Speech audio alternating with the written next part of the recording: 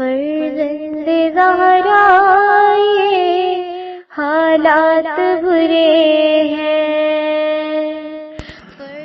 کاشانۂ بصیرت ایک ایسا مکمل یوٹیوب چینل جس پر محروم بصارت کے لیے بالخصوص اور تمام افراد کے لیے بالعموم سینکڑوں کی تعداد میں اسلامی کتب دستیاب ہیں۔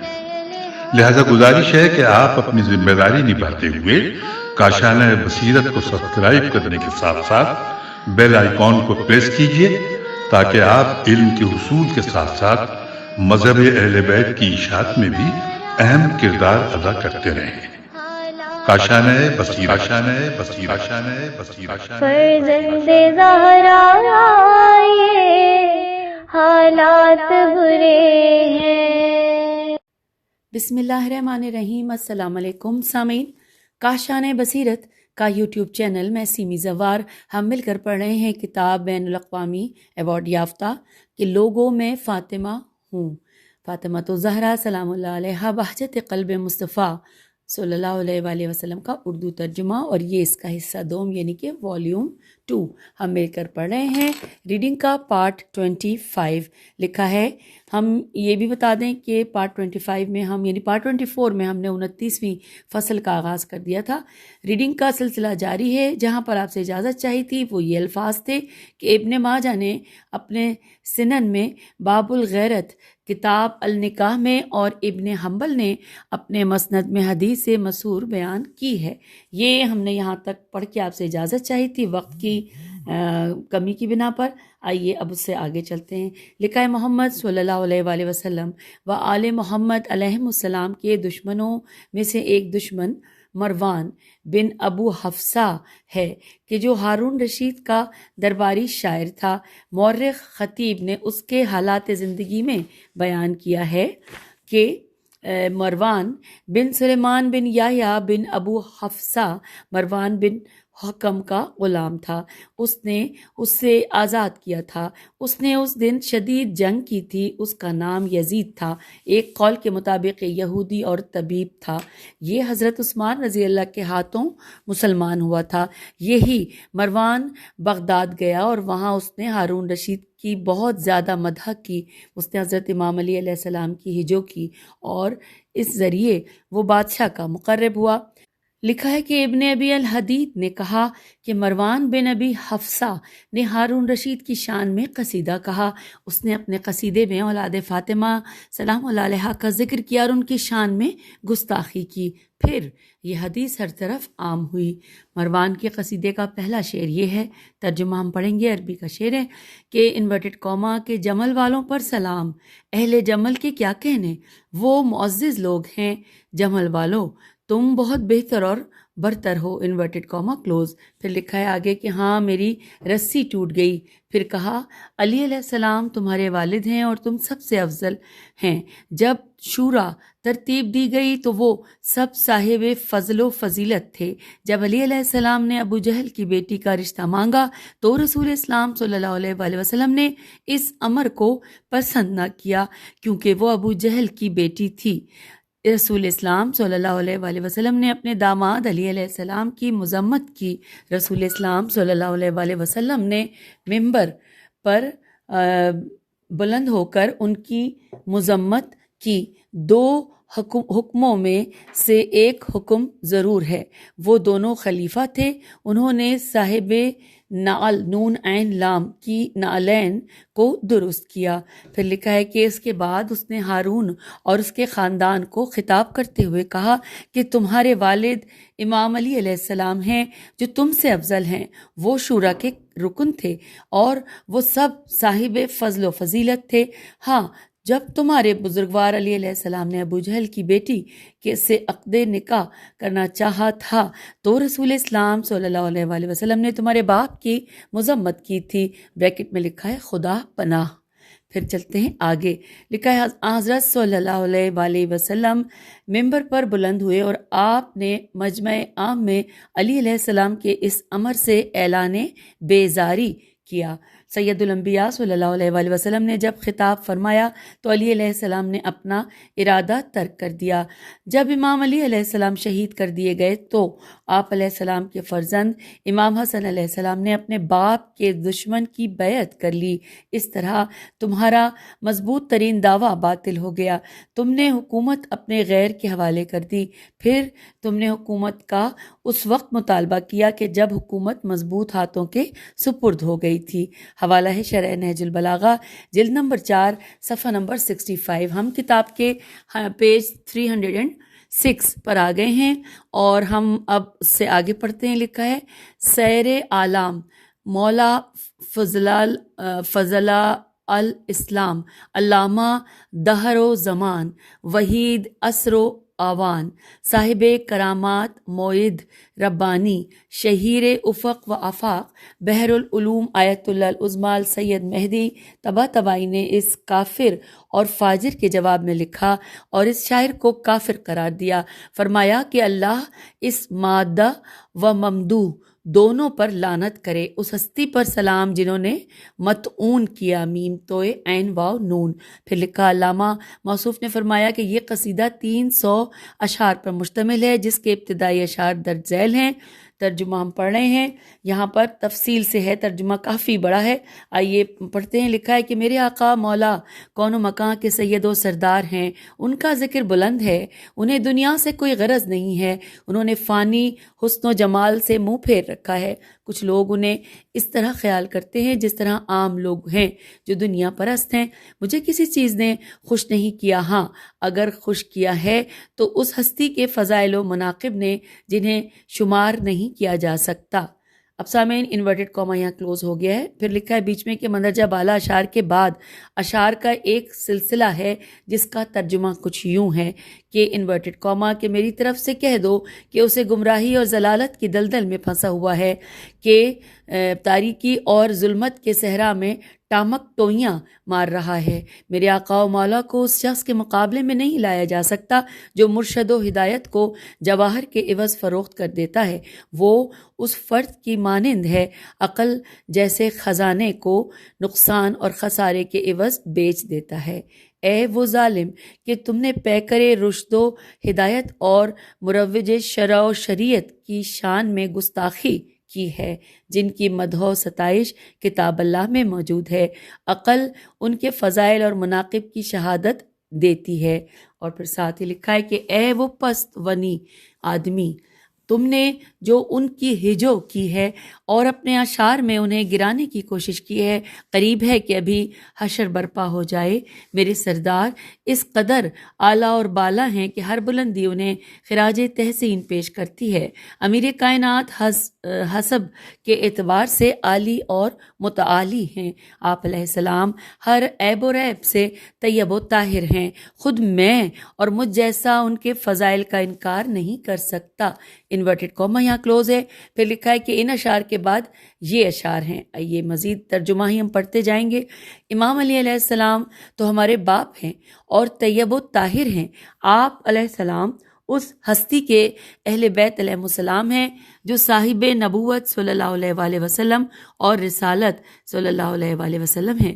علی حیدر کرار علیہ السلام صاحب فضل و کمال ہیں۔ جہل اور جہالت ان سے حسد کرتے ہیں اور آپ علیہ السلام کے دشمن آپ علیہ السلام سے اس طرح حسد کرتے ہیں جس طرح ابو جہل نبی رحمت صلی اللہ علیہ وآلہ وسلم سے حسد کرتا تھا۔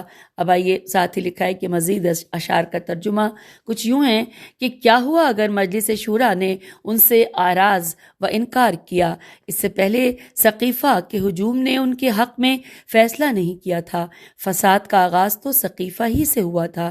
یہ وہی لوگ ہیں جنہوں نے سید الانبیاء صلی اللہ علیہ وآلہ وسلم کی نبوت اور رسالت سے انکار کیا تھا۔ جب یہودی اور نصارہ نے ان لوگوں کی بے انصافی اور بے وفائی دیکھی تو وہ حیران رہ گئے، کیونکہ نبی صلی اللہ علیہ وآلہ وسلم کی امت نے آپ صلی اللہ علیہ وآلہ وسلم کے جانشین کو کمزور کر کے ان سے حکومت چھین لی۔ امتوں نے اللہ کے رسولوں علیہ السلام کو شہید کیا۔ جاہل لوگوں کو اپنے ابدی خسارے کا احساس تک بھی نہ ہوا۔ پھر فرما رہے ہیں کہ اگر ارکان شورا صاحب انصاف ہوتے تو آج دین اسلام کی یہ حالت نہ ہوتی۔ نبی کریم صلی اللہ علیہ وآلہ وسلم کے اہل بیت علیہ السلام سے عداوت رکھنے والوں نے علی حیدر کرار علیہ السلام سے اعراض و انکار کیا، حالانکہ آپ علیہ السلام ایسا آدمی امت میں نہیں تھا۔ لوگوں کے لیے ضروری تھا کہ وہ امیر المومنین امام علی علیہ السلام کی طرف میلان رکھتے تو ابدی اور سرمدی نجات پاتے، اور ان لوگوں نے امام علیہ السلام اور اپنے پروردگار کا انکار کیا۔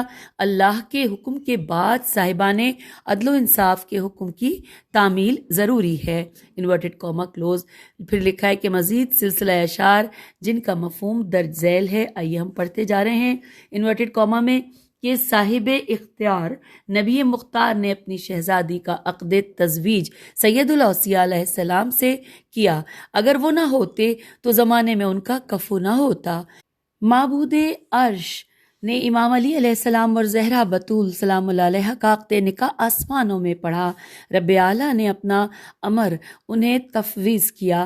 دنیا عرب کے آیان اور اشراف بارگاہ رسالت صلی اللہ علیہ وآلہ وسلم میں حاضر ہوئے تھے کہ وہ آپ کی دامادی کا شرف حاصل کرنا چاہتے ہیں، لیکن محبوب ربانی نے ان کی درخواستیں مسترد کر دی تھیں اور انہیں کوئی جواب نہیں دیا، کیونکہ وہ اس رشتے کی اہلیت نہیں رکھتے تھے۔ اگر علی علیہ السلام اگر علی ولی علیہ السلام نہ ہوتے تو شہزادی کونین سلام اللہ علیہ کا عدیل و مسیل نہ ہوتا۔ جس طرح شوہر عظیم اس طرح زوجہ پیکر عزت و عظمت۔ پروردگار عالم نے ان دونوں کو مرتضی بنایا، یعنی ان دونوں کو ایک دوسرے کے لیے منتخب کیا۔ یہ دونوں جلیل القدر ہیں، ان کی مثال ہے اور نہ شبیہ ہے۔ وسیع رسول صلی اللہ علیہ وآلہ وسلم نے بارگاہ نبوت میں آپ صلی اللہ علیہ وآلہ وسلم کی اس دختر کا رشتہ مانگا کہ جس کی مثال ہے اور نہ نظیر۔ رسول اللہ صلی اللہ علیہ وآلہ وسلم اپنے خانہ اقدس میں تشریف لائے اور بیٹی سے علی علیہ السلام کے رشتہ ازدواج کی بات کی کہ کیا تم میرے فیصلے پر راضی ہو؟ جب یہ رشتہ طے ہو گیا تو رسول صادق اور مصدق صلی اللہ علیہ وآلہ وسلم کے مبارک قلب میں خوشی اور مسرت کی لہر دوڑ گئی۔ اے وہ فلاں فلاں، تم دونوں کے دعوے باطل ہو گئے۔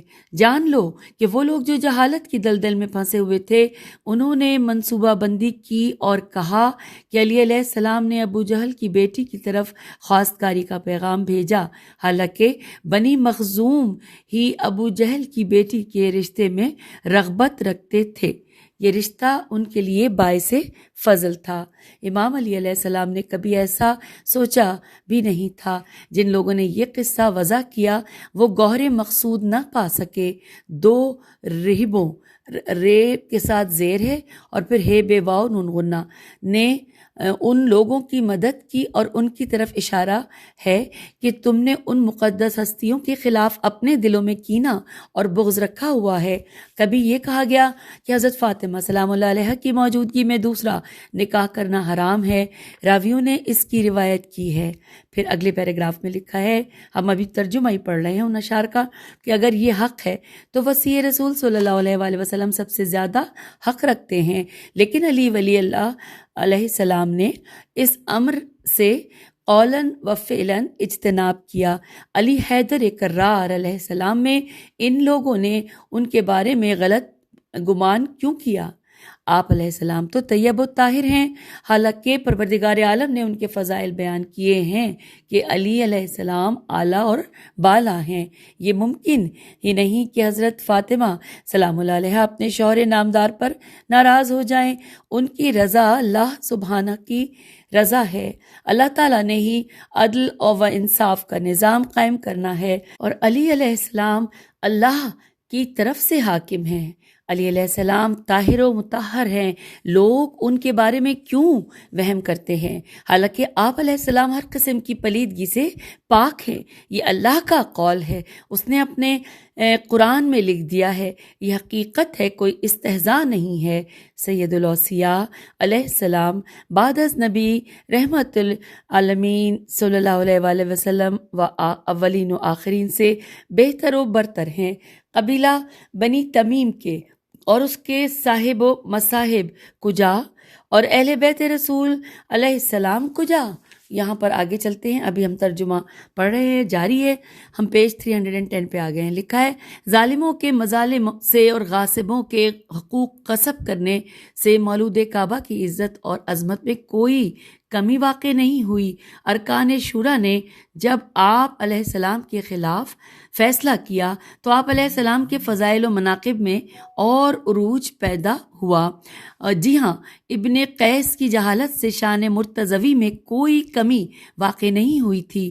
ابن العاص نے کس طرح اپنی جان بچائی تھی وہ میدان جنگ گواہ ہے، یا چشم فلک اس امر کا شاہد ہے۔ جب اشعری نے اللہ اور اس کے رسول صلی اللہ علیہ وآلہ وسلم کے قول میں شک کیا تھا تو پھر اس کا جو حشر ہوا وہ تاریخ کے اوراق میں محفوظ ہے۔ وہ وہی موت مرا جو اس نے اپنے لیے پسند کی تھی۔ میدان صفین میں جب تحکیم کا نعرہ بلند ہوا تو فاتح بدر و احد اور خیبر و خندق نے تحکیم سے روکا۔ جب لوگوں نے آپ علیہ السلام کے امر کی اطاعت نہ کی تو پھر تحکیم کا نتیجہ سامنے آیا۔ اس نے وہ تباہی اور ویرانی پھیلائی جس کی مثال ناپید ہے۔ کیا اس ہستی کو معزول کیا جا سکتا ہے جنہیں اللہ نے منصب خلافت اور امامت کے لیے خاص کیا تھا؟ علی ولی اللہ علیہ السلام کی معزولی سلسلہ انبیاء علیہ السلام کی معزولی ہے۔ کیا کہنے سبط احمد مصطفیٰ کے، جن کی عزت اور عظمت کو ساتوں آسمان سلام کرتے ہیں۔ آپ علیہ السلام نے باغی اور طاغی توئے صحت طاغی کو اپنے قدموں میں لا کر امت کی جانیں محفوظ کر لیں۔ امام حسن علیہ السلام کی صلح اس طرح ہے جیسے صلح حدیبیہ۔ اس طریقے سے رسول عالمین صلی اللہ علیہ وآلہ وسلم نے مشرکین کو بیت اللہ کی حدود سے روک دیا تھا۔ پھر لکھا ہے اگلے پیراگراف میں کہ محبوب نے اپنے سبتین کے بارے میں جو فرمان جاری کیا تھا اس فرمان سے تم جاہل ہو، لیکن اس فرمان کو ان اشخاص نے یاد رکھا جو صاحبان فضل و فضائل تھے۔ وہ فرمان یہ ہے کہ حضرت صلی اللہ علیہ وآلہ وسلم نے فرمایا کہ حسن اور حسین علیہ السلام میرے سبت ہیں اور درجہ امامت و خلافت پر قائم ہیں۔ ان میں سے اگر کوئی قعود کرے یا قیام کرے وہ دونوں امام ہیں، میری امت کی ہدایت کی مسئولیت رکھتے ہیں۔ ان کے مقابلے میں جو بھی آئے گا وہ خائب و خاسر رہے گا۔ یاد رکھو، اگر تم میں سے کسی نے حسن مجتبی علیہ السلام کا انکار کیا تو وہ تباہ اور برباد ہے، کیونکہ میرا حسن علیہ السلام خلق و اخلاق کی ان بلندیوں پر بلند ہے کہ جہاں کوئی پرندہ پر مار سکتا ہے اور نہ وہاں تک عقل و اوہام کی رسائی ہو سکتی ہے۔ جس نے اس ہستی سے انکار کیا تو اس نے شریعت محمدیہ کا انکار کیا۔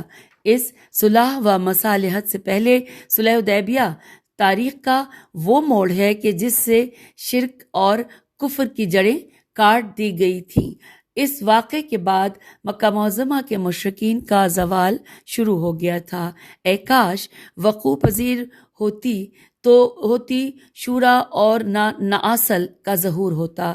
یہاں پہ دوبارہ پڑھتے ہیں، اے کاش وقوع پذیر ہوتی شورا اور ناصل کا ظہور ہوتا۔ نون عین سے لام۔ بصرے میں حرب و ضرب کا میدان سجتا اور میدان صفین کی تباہ کاریاں ہوتی، اور نہ خوارج کا خروج ہوتا، اور نہ شقی باغی طاغی فاسق و فاجر کی تلوار کا سید الاوصیاء علی مرتضیٰ علیہ السلام پیکر فصاحت و بلاغت اور صاحب منبر سلونی کے سر اقدس پر وار ہوتا، اور ان کی ریش مقدس خون سے رنگین ہوتی اور نہ حسنین کریمین علیہ السلام دختران زہرا سلام اللہ علیہا یتیم ہوتے۔ سامعین، اب یہاں پہ بریکٹ میں لکھا ہے کہ شاعر نے اپنے اس شعر میں در زہرا سلام اللہ علیہا کے دردناک واقعے کی طرف اشارہ کیا ہے، حالانکہ یہ واقعہ امام علی علیہ السلام کی شہادت سے پہلے کا ہے۔ یہاں پہ بریکٹ کلوز ہو گیا۔ پھر لکھا ہے کہ شاعر نے اس واقعے کو اس لیے بیان کیا ہے کیونکہ اس واقعے کا تعلق آل محمد علیہ السلام کے مصائب سے ہے۔ ہم پیج 312 پہ آ گئے، اور پھر لکھا ہے کہ شعر کا مفہوم ہے کہ یہ کیسی امت ہے اور نبی صلی اللہ علیہ وآلہ وسلم کے زمانے کے کیسے لوگ تھے کہ جنہیں رسول اللہ صلی اللہ علیہ وآلہ وسلم نے عزت اور عظمت بخشی تھی۔ جب سید الانبیاء صلی اللہ علیہ وآلہ وسلم اس دنیا سے رخصت ہوئے تو آپ صلی اللہ علیہ وآلہ وسلم کی شہزادی کو وہ دکھ دیے کہ جس کی مثال نہیں ملتی۔ آپ سلام اللہ علیہ کے حقوق غصب کیے گئے، آپ پر کچھ اس طرح ستم کیے گئے کہ ان کا محسن شہید ہو گیا، اور آپ سلام اللہ علیہ کو اس قدر رنج و اندوہ سے دوچار کیا گیا کہ رسول اسلام صلی اللہ علیہ وآلہ وسلم کی رحلت کے 3 ماہ بعد اس دنیا سے چل بسی تھی اور انہیں رات کی تاریکی میں سپرد خاک کیا گیا۔ اے کاش رسول اللہ صلی اللہ علیہ وآلہ وسلم کے فرزند اور سبط حسین علیہ السلام گھر چھوڑتے اور نہ بے گھر ہوتے۔ آخر وہ وطن سے بے وطن ہوئے، دیس کو چھوڑ کر پردیس چلے، اور ادھر حرب کی اولاد نے انہیں صحرائے کرب و بلا میں شہید کر ڈالا۔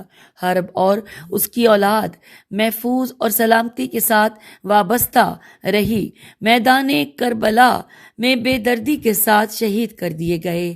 ہائے واہی اور تباہی! فرزند رسول علیہ السلام کا مبارک سر شام نہ بھیجا جاتا، اور یہ سر اسے ہدیہ کیا گیا جو شقی ترین فرد تھا۔ اموی حکمرانوں کے بعد حکومت ابن عباس کی اولاد کو ملی۔ انہوں نے خون حسینی علیہ السلام کے انتقام کا نعرہ بلند کیا۔ جب انہیں بادشاہت ملی تو انہوں نے وعدہ خلافی کی، انہوں نے ایک دن بھی عدل و انصاف سے کام نہ لیا۔ ان کے دادا ابن عباس ان سے افضل تھے، انہیں شورا میں داخل نہیں کیا گیا تھا اور نہ ان کا احترام کیا گیا۔ لوگوں نے عباس کو کوئی اہمیت نہ دی، اگرچہ وہ حکومت کے چلانے کے اہل تھے، کیونکہ ان کی اولاد اہل نہ تھی۔ تمہیں اس امر کی کوئی پرواہ نہ تھی۔ اے کاش تم انہیں حکومت دیتے جو رسول صلی اللہ علیہ وآلہ وسلم کی اولاد تھی۔ تم نے شاخوں کی قدر کی لیکن اصل کی قدر نہ کی۔ اب سامعین، ہیڈنگ آ گئی، لکھا ہے ایک اور روایت۔ تفصیلات یوں ہیں کہ ایک اور روایت جو اس موضوع پر مشتمل ہے کہ ایک دفعہ حضرت امام علی علیہ السلام اور حضرت فاطمہ زہرا سلام اللہ علیہا کے درمیان کسی بات پر آپس میں رنجش ہو گئی۔ رسول اسلام صلی اللہ علیہ وآلہ وسلم نے ان کے درمیان صلح کرا دی۔ محدث جلیل حضرت شیخ صدوق رحمہ اللہ نے اپنی کتاب العلل کے باب 125 میں اس روایت کی طرف اشارہ کیا ہے۔ آپ نے حضرت امام علی علیہ السلام کی کنیت ابو تراب کی وجہ بیان کی ہے۔ پھر لکھا ہے کہ حذف اسناد کے ساتھ روایت حاضر ہے۔ حضرت ابو ہریرہ رضی اللہ سے روایت ہے کہ ہم نے نماز صبح رسول اللہ صلی اللہ علیہ وآلہ وسلم کے ساتھ ادا کی۔ ہم نے محسوس کیا کہ آج نبی رحمت صلی اللہ علیہ وآلہ وسلم دکھی اور پریشان ہیں۔ آپ مسجد سے باہر آئے تو ہم حضرت صلی اللہ علیہ وآلہ وسلم کے ہمراہ چلے۔ جب آپ اپنی بیٹی کے گھر کے دروازے پر آئے تو وہاں امام علی علیہ السلام کو زمین پر سویا ہوا دیکھا تو آپ صلی اللہ علیہ وآلہ وسلم ان کے قریب بیٹھ گئے اور علی علیہ السلام کی پیٹھ سے خاک جھاڑنے لگے۔ حضرت صلی اللہ علیہ وآلہ وسلم خاک بھی جھاڑ رہے تھے اور ساتھ میں یہ بھی فرما رہے تھے کہ قم فدا کا ابی و امی یا ابا تراب، میرا باپ میری ماں آپ علیہ السلام پر قربان، انہیں اٹھیں اے ابو تراب۔ پھر جب حضرت علی علیہ السلام اٹھے تو آپ صلی اللہ علیہ وآلہ وسلم نے ان کا ہاتھ پکڑا اور حضرت فاطمہ سلام اللہ علیہ کے خانہ اقدس میں داخل ہو گئے۔ ہم باہر ٹھہرے رہے کہ تھوڑی دیر بعد ہم نے سید الانبیاء صلی اللہ علیہ وآلہ وسلم کے زور زور سے ہنسنے کی آواز سنی۔ اس دوران آپ صلی اللہ علیہ وآلہ وسلم ہمارے پاس آ گئے۔ ہم نے ازراہ تعجب پوچھا، یا رسول اللہ صلی اللہ علیہ وآلہ وسلم، ابھی آپ صلی اللہ علیہ وآلہ وسلم پریشان لگ رہے تھے، تو اب خوش خوش اور کھلا ہوا گلاب نظر آ رہے ہیں۔ آپ نے فرمایا کہ میں خوش کیوں نہ ہوں، میں نے ان دو ہستیوں کے درمیان صلح کرائی ہے جو اہل ارض و سما کی محبوب ہیں۔ اور اب آئیے اگلی ہیڈنگ، حبیب ابن ابی ثابت کی روایت۔ لکھا ہے، راوی نے اپنے اسناد کے ساتھ حبیب بن صادق سے سنا، ایک دفعہ حضرات علی علیہ السلام اور حضرت فاطمہ سلام اللہ علیہ کے درمیان کسی بات پر رنجش پیدا ہوئی۔ اس دوران نبی کریم صلی اللہ علیہ وآلہ وسلم اپنی بیٹی کے گھر میں داخل ہوئے، کچھ دیر بعد باہر تشریف لائے۔ حاضرین نے پوچھا، یا رسول اللہ صلی اللہ علیہ وآلہ وسلم، جب آپ اس گھر میں داخل ہوئے تھے تو آپ کے مقدس چہرے پر پریشانی کے آثار تھے، اور ابھی آپ صلی اللہ علیہ وآلہ وسلم اس گھر سے باہر تشریف لائے ہیں تو آپ کا چہرہ حشاش بشاش ہے۔ تو آپ نے فرمایا کہ ایسا کیوں نہ ہو، میں ان دو مقدس ہستیوں کے درمیان صلح کرا رہا ہوں جو زمین و آسمان میں رہنے والوں کی محبتوں کا مرکز ہیں۔ سامعین، پیج 314 پہ ہم آ گئے۔ اگلی ہیڈنگ ہے حضرت علامہ شیخ صدوق رحم اللہ کی تحقیق، آئیے مل کر پڑھتے ہیں۔ لکھا ہے، محدث جلیل کی تحقیق یہ ہے کہ ہمارے نزدیک یہ حدیث ضعیف ہے اور نہ امام علیہ السلام کی کنیت ابو تراب کی علت ہے، کیونکہ یہ ناممکن ہے کہ حضرت علی علیہ السلام اور حضرت فاطمہ سلام اللہ علیہ کے درمیان یہ نوبت آئے اور حضرت صلی اللہ علیہ وآلہ وسلم ان کے درمیان صلح کرائیں، کیونکہ امام علی علیہ السلام سید الوصیین اور خاتون جنت حضرت فاطمہ زہرا سلام اللہ علیہ سیدۃ النساء العالمین تھیں۔ دونوں کا اسوہ وہی تھا جو اللہ کے نبی صلی اللہ علیہ وآلہ وسلم کا تھا۔ حضرت صلی اللہ علیہ وآلہ وسلم کے بعد یہ دونوں امت کے لیے اسوہ حسنہ ہیں۔ اور اب یہاں پہ اگلی ہیڈنگ آ گئی، سبب کنیت ابو تراب۔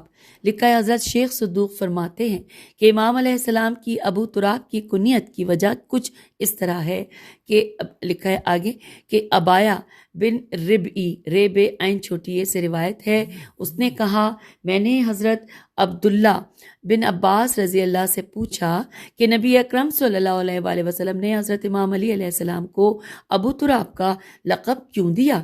تو لکھا ہے کہ حضرت احمد مصطفیٰ صلی اللہ علیہ وآلہ وسلم نے فرمایا کہ میں نے علی علیہ السلام کو ابو تراب کا لقب اس لیے دیا ہے کیونکہ وہ میرے بعد زمین کے مالک اور اہل زمین پر اللہ کی حجت ہیں، انہی کے ذریعے اہل زمین باقی ہیں اور انہی کے ذریعے وہ زمین میں سکونت پذیر ہیں۔ راوی کا بیان ہے کہ میں نے رسول اللہ صلی اللہ علیہ وآلہ وسلم سے سنا، آپ نے فرمایا کہ جب حشر برپا ہوگا تو کافر علی علیہ السلام کے شیعوں کے مقام و منزلت کو دیکھے گا تو ازراہ افسوس کہے گا، اے کاش میں ابو تراب کا شیعہ ہوتا۔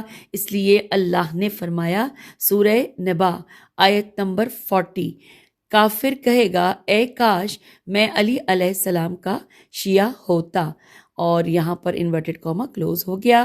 اور آگے چلتے ہیں 315 پیج، اور ہیڈنگ ہے کہ مذکورہ بحث کا حاصل۔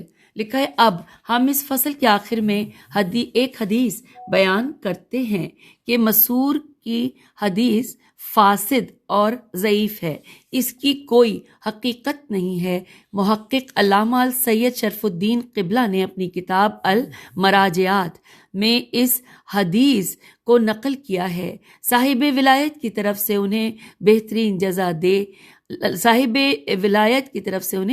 جزا دے۔ علامہ موصوف نے المراجع 36 میں لکھا ہے کہ رسول اسلام صلی اللہ علیہ وآلہ وسلم نے ایک سریہ بھیجا، اس کی امارت حضرت امام علی علیہ السلام کے حوالے کی۔ جب جنگ ہوئی تو دشمن کے لوگ اسلامی لشکر کے ہاتھوں گرفتار ہوئے۔ ان قیدیوں میں سے ایک لڑکی بطور خمس امام علی علیہ السلام کے حصے میں آئی۔ اسلامی لشکر کو امام علیہ السلام کا یہ عمل پسند نہ آیا تو ان میں سے 4 شخص بارگاہ پیغمبر صلی اللہ علیہ وآلہ وسلم میں پہنچے اور ان میں سے ایک نے حضرت صلی اللہ علیہ وآلہ وسلم کی خدمت میں عرض کیا، یا رسول اللہ صلی اللہ علیہ وآلہ وسلم، کیا آپ نے دیکھا ہے کہ علی علیہ السلام نے یہ کیا کیا اور وہ کیا کیا؟ تو رسول اسلام صلی اللہ علیہ وآلہ وسلم نے رخ انور پھیر لیا۔ پھر دوسرے نے یہی بات کی، نبی رحمت صلی اللہ علیہ وآلہ وسلم نے اس سے بھی منہ پھیر لیا۔ پھر تیسرے نے وہی بات کی جس طرح اس کے دو ساتھیوں نے کہی تھی۔ پھر چوتھے نے بھی اپنے ساتھیوں کی مثل بات دہرائی۔ رسول اسلام صلی اللہ علیہ وآلہ وسلم نے فرمایا، تم علی علیہ السلام سے کیا چاہتے ہو؟ علی مجھ سے ہے اور میں علی سے ہوں، میرے بعد وہ ہر مومن کے آقا اور مولا ہیں۔ اس حدیث کی مثل بریدہ رضی اللہ کی حدیث ہے۔ اس کے الفاظ مسند احمد کے صفحہ 356 پر ہیں اور وہ باب 5واں ہے۔ لکھا ہے بریدہ رضی اللہ نے کہا کہ ایک دفعہ رسول امین صلی اللہ علیہ وآلہ وسلم نے 2 سریے یمن کی طرف بھیجے۔ ان میں سے ایک سریے کی امارت امام علی علیہ السلام کے پاس تھی اور دوسرے کی امارت خالد بن ولید کے پاس تھی۔ نبی رحمت صلی اللہ علیہ وآلہ وسلم نے فرمایا، جب دونوں لشکر اکٹھے ہوں گے تو اس وقت حکم علی علیہ السلام کا چلے گا۔ اگر علیحدہ علیحدہ ہوئے تو پھر ایک کی امارت امام علی علیہ السلام کے پاس ہوگی اور دوسرے کی امارت خالد بن ولید کے پاس ہوگی۔ ہم آگے پیج 316 پر لکھا ہے کہ بریدہ کا بیان ہے کہ ہمارے اہل یمن کے قبیلے بنی زبیدہ سے جھڑپ ہوئی، ہم نے ان سے جنگ کی، مسلمانوں کو مشرکین پر غلبہ حاصل ہوا، ہم نے ان کے گھر والوں کو قیدی بنایا۔ حضرت علی علیہ السلام نے ایک قیدی لڑکی کو اپنے لیے منتخب کر لیا۔ اگلے پیراگراف میں ہے کہ بریدہ رضی اللہ کا کہنا ہے کہ خالد نے نبی صلی اللہ علیہ وآلہ وسلم کی طرف خط لکھا اور وہ خط میرے حوالے کیا کہ میں اسے بارگاہ پیغمبر صلی اللہ علیہ وآلہ وسلم تک پہنچاؤں۔ جب میں بارگاہ نبوت میں پہنچا تو خط حضرت صلی اللہ علیہ وآلہ وسلم کے حوالے کیا۔ جب آپ صلی اللہ علیہ وآلہ وسلم نے خط پڑھا تو میں نے آپ کے چہرے انور پر غصے کے آثار دیکھے۔ اس دوران میں نے عرض کیا، یا رسول اللہ صلی اللہ علیہ وآلہ وسلم، میں پناہ چاہتا ہوں، یہ اس آدمی کا خط ہے کہ جس کی امارت کا آپ صلی اللہ علیہ وآلہ وسلم نے مجھے حکم دیا ہے، تو اس لیے میں اس کا خط آپ کے حضور لایا ہوں۔ تو آقا نامدار صلی اللہ علیہ وآلہ وسلم نے فرمایا کہ علی علیہ السلام کے خلاف سازش نہ کرو، وہ مجھ سے ہے اور میں ان سے ہوں، اور وہ میرے بعد تمہارے مولا اور امیر ہیں۔ اور یہاں پہ سامعین ڈاٹ لکھا ہوا پہ انورٹڈ کاما۔ اس کے بعد اگلی ہیڈنگ آئی ہے علامہ طبرانی کی روایت۔ علامہ طبرانی نے یہی حدیث تفصیل کے ساتھ بیان کی ہے اور وہ کچھ یوں ہے کہ حضرت بریدہ رضی اللہ صحابی رسول صلی اللہ علیہ وسلم یمن سے آیا اور مسجد نبوی میں پہنچا اور اس نے وہاں رسول اللہ صلی اللہ علیہ وآلہ وسلم کے حجرے کے دروازے پر لوگوں کی ایک جماعت دیکھی جو سید الانبیاء صلی اللہ علیہ وآلہ وسلم سے ملاقات کرنا چاہتے تھے۔ اس جماعت نے جب جناب بریدہ رضی اللہ کو دیکھا تو وہ سب اس کے استقبال کے لیے کھڑے ہوئے اور صورت احوال پوچھی کہ کوئی نئی چیز، خبر اور اخبار؟ سوالیہ نشان۔ جناب بریدہ نے کہا، خیر ہے، اللہ نے مسلمانوں کو فتح و نصرت عطا کی ہے۔ لوگوں نے پوچھا، تمہیں کون سی چیز لشکر کی آمد سے پہلے لائی؟ انہوں نے کہا، علی علیہ السلام نے خمس کی لڑکی اپنے تصرف میں لے لی ہے، میں علی علیہ السلام کے خلاف بارگاہ رسالت میں رپورٹ کرنے آیا ہوں۔ حاضرین نے ازرائے حسد و عداوت امام علی علیہ السلام بریدہ سے کہا کہ جلدی کرو، رسول اسلام صلی اللہ علیہ وآلہ وسلم کو اس واقعے کی خبر دو تاکہ وہ نبی رحمت صلی اللہ علیہ وآلہ وسلم کی نظروں میں گر جائیں۔ ان لوگوں نے یہ بات رسول امین صلی اللہ علیہ وآلہ وسلم نے حجرے کے اندر سے سن لی۔ حضرت غصے کی حالت میں باہر تشریف لائے اور فرمایا کہ کیا ہو گیا ہے؟ تم لوگوں کو علی علیہ السلام کے تعاقب میں رہنے لگے ہو۔ جس نے علی علیہ السلام سے بغض رکھا اس نے مجھ سے بغض رکھا، جو علی سے جدا ہوا وہ مجھ سے جدا ہوا۔ علی علیہ السلام مجھ سے ہیں اور میں علی علیہ السلام سے ہوں، ان کی تخلیق میری تینت سے ہوئی ہے۔ اے بریدہ رضی اللہ، تم کیا جانتے ہو؟ علی علیہ السلام کے پاس جو کچھ ہے وہ اس کنیز سے کہیں بہتر و برتر ہے جو انہوں نے بطور مال غنیمت لے لی ہے۔ میرے بعد تمہارے آقا و مولا علی علیہ السلام ہی ہیں، انورٹڈ کاما کلوز۔ اور اب اگلی ہیڈنگ، انتباہ مؤلف۔ لکھا ہے اے قاری عزیز، کیا تم نے غور کیا ہے لوگوں کو حضرت امام علی علیہ السلام سے کس قدر حسد اور عداوت تھی؟ یہ لوگ حیدر کرار علیہ السلام سے کس قدر دشمنی رکھتے تھے۔ یہ لوگ چاہتے تھے کہ علی علیہ السلام اور رسول صلی اللہ علیہ وآلہ وسلم کے درمیان اختلاف کی دیوار کھڑی کر دی جائے، ان دونوں کا ایک دوسرے سے علاقہ اور تعلق ختم ہو جائے۔ اس کے تعاقب میں رہو، خمس میں آنے والی لڑکی کو اپنے لیے ہتھیار بناؤ تاکہ علی علیہ السلام سرکار دو عالم کی نظروں سے گر جائے۔ ان لوگوں نے کوشش کی کہ بارگاہ رسالت صلی اللہ علیہ وآلہ وسلم میں اس لڑکی کے ذریعے یہ تاثر پیدا کیا جائے کہ علی علیہ السلام کی نگاہ میں آپ کی بیٹی کا کوئی مقام نہیں ہے۔ جب ہم یہ ثابت کر لیں گے تو خاتم الانبیاء صلی اللہ علیہ وآلہ وسلم ان سے بیزار ہو جائیں گے۔ جب رسول اللہ نے یہ گفتگو سن لی تو آپ نے اس بات کی کوئی پرواہ نہ کی کہ آپ کی دختر جب یہ خبر سنیں گی تو پریشان ہوں گی۔ آپ نے ان لوگوں پر اپنے غصے کا اظہار فرمایا جو بریدہ رضی اللہ کو حضرت امام علی علیہ السلام کے خلاف اکسا رہے تھے۔ مذکورہ بالا بحث سے یہ ثابت ہوا کہ مسعور بن مخرمہ کی حدیث ضعیف ہے، اس کی کوئی حیثیت نہیں ہے، اور اس جیسی دوسری روایات بھی باطل اور فاسد ہیں۔ مسعور کا یہ امر کسی پر پنہا اور مخفی نہیں ہے کہ مسعور اور زہری اپنی اپنی روایات کے لحاظ سے جھوٹے اور مفتری اور افترا باز ہیں۔ ہم نے یہاں عبداللہ بن زبیر کی روایت کا ذکر نہیں کیا، وہ بھی امیر المومنین علی علیہ السلام کے خلاف اپنے سینے میں حسد اور کینے کی آتش فشاں بھٹی رکھتا تھا، اور وہ امیر المومنین علی علیہ السلام سے منحرف تھا۔ ابن ابی الحدید نے شرح نہج البلاغہ جلد نمبر 4 صفحہ 79 پر ان تمام لوگوں اور ان کی روایات کا ذکر کیا ہے، یعنی امام علی علیہ السلام کا ابو جہل کی بیٹی سے خواستگاری وغیرہ۔ انورٹڈ کاما یہاں کلوز ہو گیا۔ حوالہ ہے مسند احمد جلد نمبر 4 صفحہ نمبر 5۔ آگے چلتے ہیں، لکھا ہے عبداللہ بن ابی ملیکہ کی روایت، مسعور بن ابی محزمہ کی روایت، ان لوگوں کی ان ضعیف روایات سے حدیث بضعت نبی صلی اللہ علیہ وآلہ وسلم اپنی حقیقت و صداقت کے لحاظ سے متاثر نہیں ہوتی۔ جی ہاں، اگر یہ حدیث بضعت نبی صلی اللہ علیہ وآلہ وسلم نہ ہوتی تو پھر یہ مکدوحہ اور ضعیف روایات کا وجود ہی نہ ہوتا۔ یہ حدیث اپنی صداقت کے ساتھ اپنے مختلف اسناد اور مختلف الفاظ کے ساتھ مذکور و موجود ہے۔ ہماری ان کتابوں کی طرف رجوع کریں۔ فصل حجابہا و افافہا منزلتہا عند النبی، فضائلہا مشترکہ سلام اللہ علیہا، الاوازی کتاب الغدیر جلد نمبر 7 صفحہ 232 کا مطالعہ ضرور کریں۔ اب آخر میں لکھا ہے علامہ امینی، حضرت علامہ امینی رحم اللہ نے اس حدیث کو 59 مصادر کے حوالے کے ساتھ ذکر کیا ہے۔ اگر مزید توضیح و تفصیل کی ضرورت ہے تو کیونکہ ایک موضوع مکدو، فاسد اور باطل روایت ہے، تو اس کو پڑھنے کے لیے تو کتاب ابن مغازلی شافعی کے اس حاشیے کا مطالعہ کریں جو المناقب کے صفحہ 272 حصہ 4 میں موجود ہے۔ علاوہ موصوف نے اپنے اس حاشیے کو الصحیح من سیرت النبی صلی اللہ علیہ وآلہ وسلم صفحہ 52 سے لیا ہے۔ حسب ذیل کتابوں کی طرف رجوع کریں۔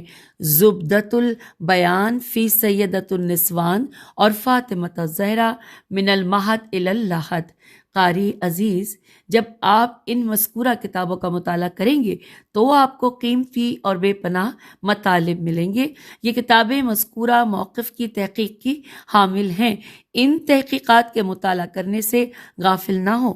یہ امر بھی مخفی نہیں ہے کہ دشمنوں نے باب شہر علم نبی صلی اللہ علیہ وآلہ وسلم کی تنقیص کرنے میں بھرپور شد و مت سے کام لیا، روایت وضع کرنے میں کوئی کسر نہیں چھوڑی، جسے ہر صاحب بصیرت انسان بخوبی جانتا ہے کہ یہ لوگ منحرف اور جھوٹے ہیں۔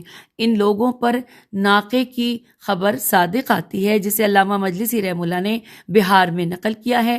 حوالہ ہے بہار جلد نمبر 41 صفحہ 44۔ علامہ نے اس روایت کو علامہ شیخ صدوق رحم اللہ کے حوالے سے اپنے ہاں نقل کیا ہے۔ ہم اس روایت کو یہاں نقل نہیں کر سکتے، جسے شوق و ذوق ہے تو وہ بہار کی طرف رجوع کرے۔ سامعین، یہاں پر پیج نمبر 319 پر ہم آپ سے اجازت چاہیں گے، کیونکہ ہم 29ویں فصل مکمل کر چکے اور اگلی فصل ہے 30ویں فصل جو ہم اگلی نشست میں پڑھیں گے۔ اس نشست سے اجازت، خدا حافظ، فی امان اللہ۔